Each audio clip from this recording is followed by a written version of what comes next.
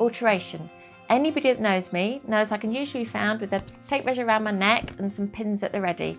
Not just the perfect dress, but the perfect fit was mine and my amazing team's strapline for over 25 years. Alterations are an integral part of selling the dress, whether this is done in-house or externally.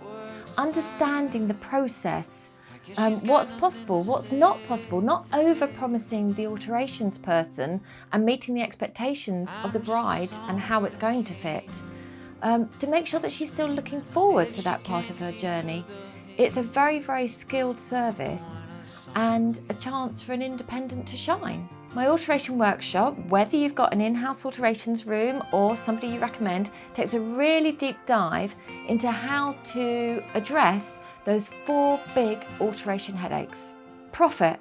How to ask for a price that truly reflects the service and skill that's involved in tailoring that dress. Skill. Making sure you've got experienced bridal seamstresses at the ready at the right time of year when you're having that seasonal bottleneck of summer dress fittings. Time. Organising, prepping and overseeing alterations isn't disproportionately cutting into the time that you need to be spending on driving new sales forward. And space. You need to ensure you're not giving away precious retail space to the actual alterations, the storage, the dress fittings.